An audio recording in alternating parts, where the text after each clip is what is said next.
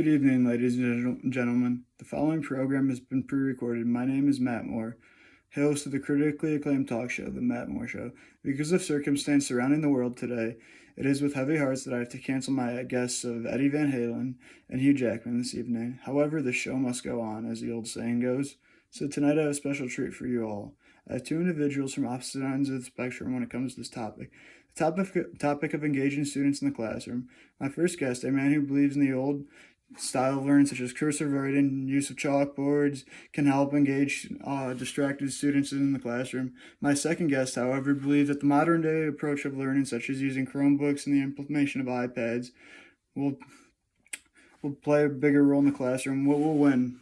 The traditional build a foundation before you implement technology, or the concept of building technology right away, as time has changed and evolution is coming. So today I hope to find a middle ground as well as be a peaceful mediator, because these two do not like each other. And today I hope to also benefit students and teachers alike. So ladies and gentlemen, this is a great academic debate of our time, so without a doubt, let's bring out our guest. Introducing... Thanks for having me on the show, man. Really don't like the other guy, though. Hey man, I know you don't like the guy, but keep it together, man. You're on national television. No need to make a fool of yourself. Remember, keeping it civil when we're discussing something that matters to the people, academics. But since you mentioned guests too, let's bring him on. What's going on? Thanks for having me, man.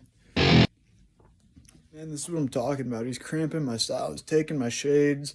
I don't like it. I can't wait to beat him in this debate. Cramping your style, bro? You think you're John Lennon? You think you invented these sunglasses? That's pretty funny, man. I remember when I called you both to have a debate on the show. I don't remember talking about sunglasses. I remember talking about something that means something to me. You know, like modern academics, man. Yeah, but since you guys brought it up, I'm gonna look better than both of you in these shades. You know what, Matt? You're right. You do look better in those shades than I do. And this is stupid to argue about, so let's get on to something that actually matters. I'm in if you're in. He can go first. Glad you see it my way now, boys. But before I get a call from the network about my declining ratings, because there's no debate, I suggest guest number one, you go first. Well, since it's my turn to go first, I'm going to take a seat, so if you'll excuse me. But the foundation of my argument is Lynn Kogel in her article, Improving Motivation for Children with Autism and Academics.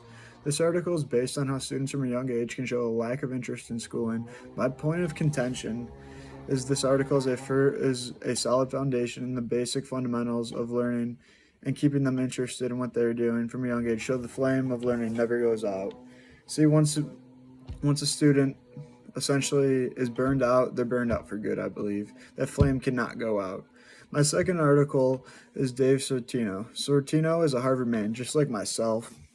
And through his article, Brain Research and Cursive Writing, he discusses experiences with helping students who are on the autistic spectrum in his classroom through described liberation of using cursive writing in his classroom. Along with experiences from his students, Sortino uses experience of his own to justify that cursive is an effective way of getting students inspired in the classroom. Inspiration in the classroom does not come from technology or these Chromebooks or whatever they're called. It comes from the connection between students and teachers.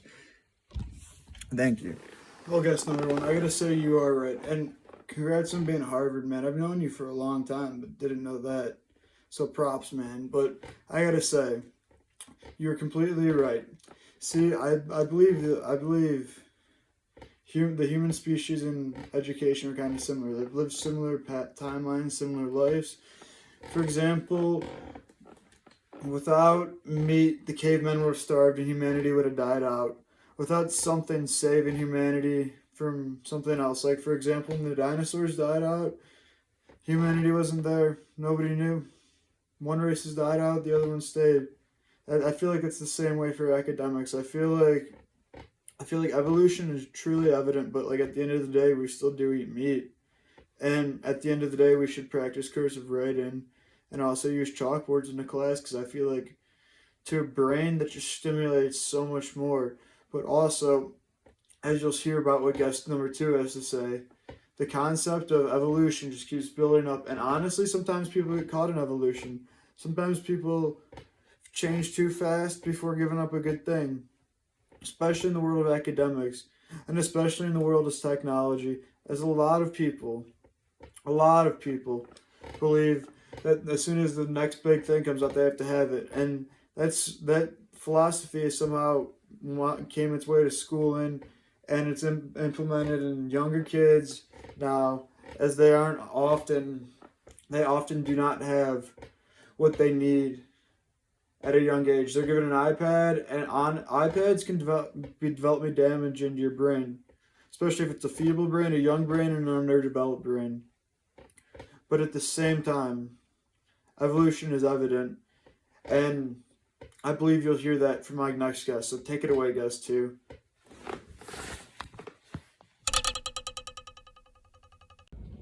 Well, first off, guest number one, you really grinded my gears with your little argument. So I'm going to start something with what you know, but first off, I'm going to take my shades off. So my argument simply begins with something I know you've heard of. Judging by your attire this evening, it's safe to say you're indeed a Bob Dylan fan. And what is one of Bob Dylan's most famous songs? The Times They Are Changing. My friend, the times they are changing. Start on my two articles this evening are simply about evolution and technology. Technology evolves with the human race, and if you do not sit with technology, you will simply be left in the dust. The first being Pyrinka Menezes' article, From Chalkboards to Smartboards, Has Technology Changed the Way Teachers Teach? Brings up a question with the implementation of iPads, Chromebooks, all technology in the classroom. Is everything changing? Is modern day academia changing? You make that jurisdiction yourself. And the second one is you claim you can't have fun with technology. Have you ever heard of a little game called Kahoot? Well, Sam Gibson has in his article why Kahoot is one of my favorite classroom tools. It's an example of how technology can not only be fun, but can positively affect students in a compatible way that teachers cannot do. It helps teachers too with being able to diagnose where their students are at. Students have more fun because it's a game format with a multimedia approach such as color, game shapes, even music.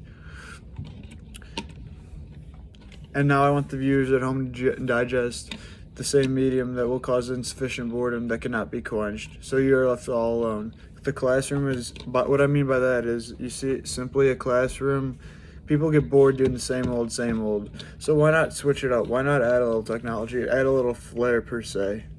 But I guess that's just my opinion. I'll leave the folks at home for them to decide. Thank you.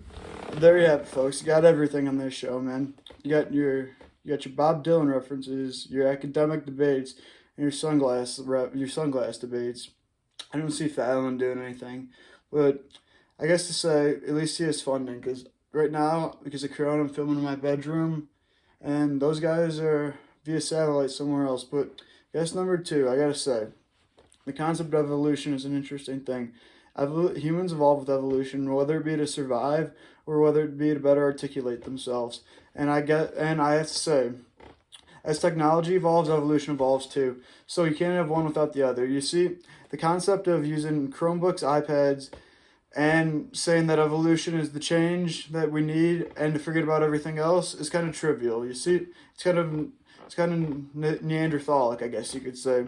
You see, like I said earlier, humans wouldn't be alive without meat.